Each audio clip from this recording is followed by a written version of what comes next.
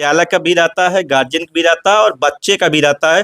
तीनों का जब अच्छा तालमेल रहता है तभी वो बच्चा आगे कर सकता है। और ये आज उसी का नतीजा कि यहाँ पे एक नॉर्मल बच्चा जो मेरा आया था और आज जिले में 10वें स्थान पे है। बहुत बहुत धन्यवाद सारे विद्यालय के टीचर को। परीक्षाओं को हम लोग खुद आकलन करते हैं, किस तरह की परीक्षाएं, किस तरह का पेपर लेते हैं, कितना समय देते हैं, कितना हमें बच्चों को तैयार करना है। जब हम उस चीज को जैसे ही हम लोग उसको पता कर पाते हैं, हमारे बच्चे उसमें सफलता प्राप्त कर लेते हैं। यूपी बोर्ड का रिजल्ट निकल गया और आपको बता दें कि जनपद संत कबीरनगर का बाल विद्यालय प्रसादपुर इस रिजल्ट को लेके हमेशा सुर्खियों में बना रहता है, क्योंकि जब भी इस तरीके का रिजल्ट आता है, कोई भी रिजल्ट आए, तो बाल विद्यालय प्रसादपुर का नाम अनिवार्य रूप से होता ही होता है। आज हम फिर बाल विद्यालय प्रसादपुर में पहुंच चुके हैं और आपको बता दें कि यहाँ का एक बच्चा जिले में 10वां स्थान प्राप्त किया है। हम जानने की कोशिश करते हैं। सबसे पहले विद्यालय के प्रबंधक जी से बात करेंगे। सर, क्या कहेंगे इस सफलता को लेके? बहुत खुशी है, बहुत आनंदित हैं और मैं अपने सभी अध्यापक अध्यापिकाओं को जो इस बच्चे को लेकर के, इस क्लास को लेकर के लगातार काम किए, उनको भी मैं उनका आभार व्यक्त करता हूं। और आने वाले पढ़ाई के लिए मैं उनको और ताकीद करता हूं कि जो भी कुछ कमियां रह गई हों उसको वो पूरा करें और बच्चे अगर अच्छे हैं तो हम अच्छे हैं।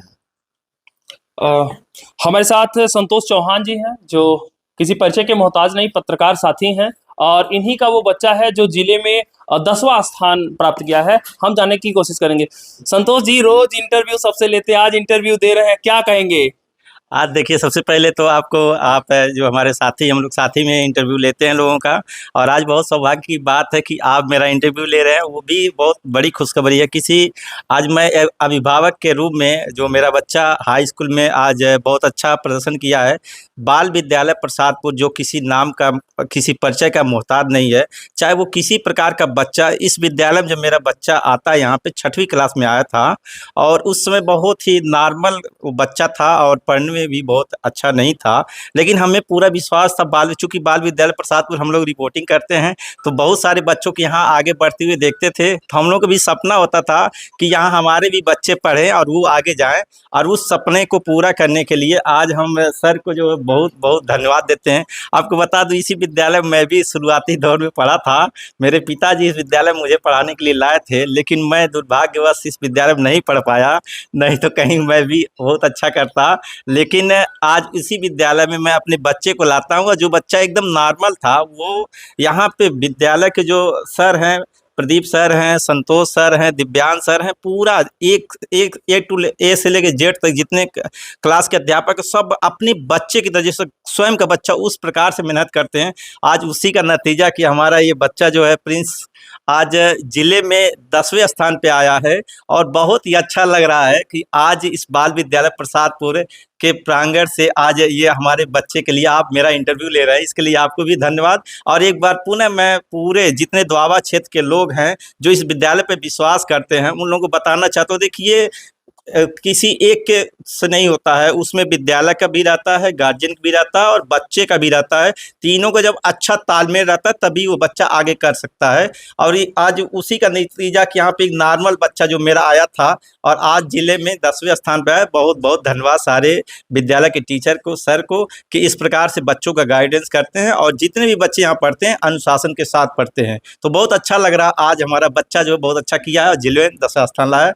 600 में 562 नंबर छोटा अंक नहीं होता है, हम लोग के लिए तो जो पढ़ते थे ये एक सपने की तरह होता है, लेकिन मैं जो नहीं कर सका, कहते हैं कि जो बाप नहीं कर सकता वो बेटा करता है, और आज बेटा ने करके दिखाया तो बहुत अच्छा लग रहा है। क्या कहेंगे प्रिंस कुमार, इस सफलता का श्रेय किसे देते हैं आप? मैं इस सफलता का श्रेय अपने माता पिता और अध्यापकों को देना चाहूँगा, जिनकी वजह से मैं इतने 600 में से 562 नंबर प्राप्त कर पाया। कितने घंटे पढ़ाई करते थे आप? लगभग परीक्षा के समय लगभग 7 से 6 घंटे पढ़ाई करते थे डेली, और टीचरों के सहयोग से इस मुकाम पर मैं पहुंच पाया, इसलिए मैं टीचरों को क्या नाम है आपका? अबुसाद अहमद। कितना अंक प्राप्त किए आप? 532। क्या जो सफल हुए हैं, इस सफलता का श्रेय किसे देंगे? माता पिता और गुरुओं का। पहले मैं यहाँ पर 9th में आया था और मुझे कुछ नहीं आ रहा था, टेस्ट हो रहा था लेकिन मैं 0 नंबर पा रहा था, और यहाँ पर सभी अध्यापक और अध्यापिकों का सहयोग हुआ और मैं इतने कामयाब हुआ और मैं 532 नंबर प्राप्त हुआ। दिव्यांश श्रीवास्तव जी हमारे साथ हैं, क्या कहेंगे? आज आपके पढ़ाए हुए बच्चे जिले में 10वां स्थान ला रहे हैं, क्या कहेंगे? सबसे पहले तो मैं अपने सभी जो टीम हमारी टीम है बाल विद्यालय प्रसादपुर की, मैं उनको धन्यवाद ज्ञापित करता हूं, और हमारे अभिभावक जिनका विश्वास था कि हम लोग हमेशा हर साल कुछ न कुछ अच्छा रिजल्ट देते हैं उनको अपने इस क्षेत्र को, और हम लोगों ने फिर से एक बार टॉप 10 में अपना स्थान बनाया। और हम चाहते हैं कि यह बच्चे और भी आगे जाएं, इसके लिए लगातार ये मेहनत भी करें, और हम लोग 12th में एक बार पुनः आपको इसका एक बार और हम लोग टॉप 10 के रैंक में फिर बना के आपको देंगे। हम हमारे साथ संतोष चतुर्वेदी सर हैं। सर, क्या कहेंगे इस सफलता को लेके? इस सफलता के पीछे हम लोगों का जो टीम वर्क है वो पूरी तरह से साथ किया, और बच्चों का भी इसमें बड़ा अच्छा प्रदर्शन रहा। आपको बता दें कि कहीं ना कहीं जब इस तरीके से बच्चे सफल होते हैं तो टीचर और जो बच्चों के गार्जियन होते हैं वो सब लोग खुशी के माहौल में होते हैं। सर, क्या कहेंगे इस सफलता को लेके? बहुत बहुत पहली बात, विद्यालय के प्रशासन द्वारा जो बच्चों को दिया जा रहा है शिक्षा, वो बहुत गुणवत्तापूर्ण दिया गया है, इसलिए ऐसे बच्चे सफल होंगे, 100% सफल होके ही नाम कमाएंगे। सर, देखा जाता है कि जब भी कोई इस तरीके से प्रतियोगी परीक्षा होती है तो बाल विद्यालय प्रसादपुर के बच्चे उसमें जरूर आ जाते हैं। इस सब के पीछे किस तरीके की तैयारियां रहती हैं और किस तरीके का आपके स्टाफ के लोग, आपके सहयोगी लोग सहयोग करते हैं? हमें सबसे पहले अपने आप को तैयार करना होता है कि प्रश्न कहाँ से आएंगे और किस तरह के प्रश्न आएंगे।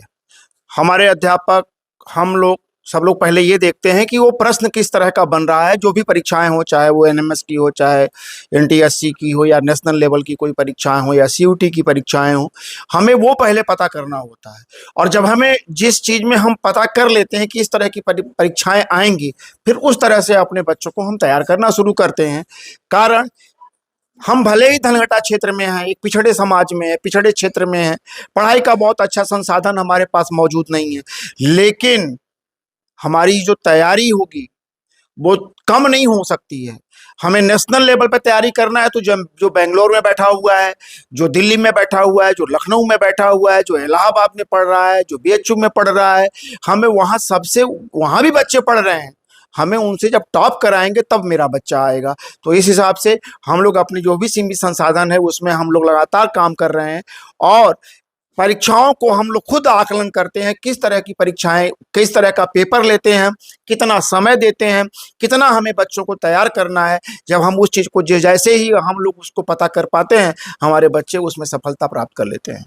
अक्सर देखा जाता है कि जब विद्यालय में पढ़ाई होती है तो मोटी मोटी किताबें होती हैं इंटरमीडिएट हाई स्कूल में, और कोर्स जो है विद्यालय में नहीं खत्म हो पाता है। तो आप लोग की कौन सी ऐसी स्ट्रेटजी होती है कि जब बच्चे से पूछा था कहते हैं पूरा कोर्स हमारा 1 से 2 बार रिवीजन हो गया? दरअसल हम लोग कभी घड़ी से नहीं पढ़ाते हैं, कभी समय से नहीं पढ़ा पाते इनको कि हम घंटी लगा पढ़ाए काम खत्म हो गया। आज के परिवेश में यह देखा गया है कि विद्यालय केवल विषय को पूरा करना ही चाहता है, ऐसा भी नहीं है। विषय के पूरा करने के साथ साथ में बच्चों का कॉन्सेप्ट भी क्लियर हो, और जिसके लिए हम लोग जूनियर से लेकर के और इंटर तक सभी जितने भी प्रैक्टिकल हैं अपने अध्यापकों को विशेष करके निर्देशित किए गए हैं कि बिना आप प्रैक्टिकल के विज्ञान विषय मत समझाइए, आप प्रैक्टिकल कराइए, बच्चों को समझाइए, बच्चों का कॉन्सेप्ट क्लियर होगा, और जब एक सवाल आता है तो उससे हजारों सवाल लग जाते हैं अपने आप। संतोष चौहान जी, क्या कहेंगे अंतिम में आप लोगों से? अंतिम में देखिए, मैं यही कहना चाहूँगा कि आप अपने बच्चों को अच्छी से अच्छी शिक्षा दीजिए, अच्छे अच्छे संस्कार दीजिए। और देखिए, ये नंबर कोई बहुत मायने नहीं रखता है। बहुत सारे बच्चे 2-4 नंबर से कम हो जाते हैं या बेसी हो जाते हैं, वो मायने नहीं रखता। मायने रखता कि आप जिस प्रकार से मेहनत कर रहे हैं, उसी मेहनत और उसी परिश्रम, उससे भी दूना आप मेहनत परिश्रम कीजिए, और आपका जो लक्ष्य है उस लक्ष्य से आप कभी पीछे नहीं होंगे। जीवन में आप कहीं भी जाएंगे तो आप आगे बढ़ने से कोई आपको नहीं रोक पाएगा। इसलिए मैं आप लोगों से कहना चाहूँगा, आपके चैनल के माध्यम से आज रिजल्ट आया है पूरे यूपी बोर्ड के, बहुत करीब 58 लाख बच्चे इसमें बैठे हुए थे पूरे प्रदेश के। बहुत सारे बच्चे बहुत अच्छा नंबर लाए, कुछ बच्चे कम नंबर लाए हैं, तो अवसाद में भी कुछ चले जाएंगे। तो ऐसा नहीं उनको करना चाहिए। इस बार जो आपकी कमी रह गई उस पर और आप मेहनत कीजिए, और जो भी आपका लक्ष्य था अगर नहीं प्राप्त किए हैं उसके लिए और कड़ी मेहनत कीजिए, और वो लक्ष्य आपको प्राप्त होगा। और जीवन में जो भी आप करना चाहते हैं उसे कोई रोक नहीं पाएगा। इसलिए आखिरी में यही कहना है कि आप अपने ऊपर विश्वास रखिए और आपको सफलता जरूर मिलेगी। सबसे पहले हम आज बाल विद्यालय प्रसादपुर के प्रदीप सर को और दिव्यांग सर को, संतोष सर को और जितने भी सारे हैं उपाध्याय जी हैं, सारे लोगों को दिल से धन्यवाद देते हैं कि मैं इस विद्यालय में जब मेरा बच्चा पढ़ता है तो मैं पूरी तरह से निश्चिंत हो जाता हूँ। मैं घर पे भी नहीं रहता हूँ, तब भी ऐसा लगता है कि हम स्वयं इस विद्यालय पे हैं, देखभाल कर रहे हैं। उस प्रकार से यहाँ पे देखभाल की जाती है और बच्चों की एक एक कमी को जो है दूर किया जाता है। तो ये हम लोग की गौरव की बात है कि अपने दोआबा क्षेत्र में इस प्रकार का भी विद्यालय है जहाँ पे गार्जियन जिस प्रकार से बच्चों का देखभाल करते हैं, उनकी छोटी छोटी कमियों को दूर करते हैं और उन्हें एक बेहतर प्लेटफार्म देते हैं। तो ऐसे में पूरे विद्यालय परिवार को मैं फिर एक बार दिल से धन्यवाद देता हूं। और आने वाले समय में भी मुझे पूरा विश्वास है कि इस बाल विद्यालय प्रसादपुर से सिर्फ बच्चे ही टॉप नहीं करेंगे, आने वाले समय प्रदेश अभी आज जैसे जिले में रैंक आया है तो प्रदेश में भी रैंक आएगा, ऐसा मुझे पूरा विश्वास है जिस प्रकार से यहाँ मेहनत परिश्रम होती है। इस वीडियो पर आपकी क्या प्रतिक्रिया, अपनी प्रतिक्रिया दे, बने रहे हमारे साथ। फिर मिलते हैं कहीं नई जगह पे नए वीडियो के साथ। तब तक के लिए नमस्कार, जय हिंद।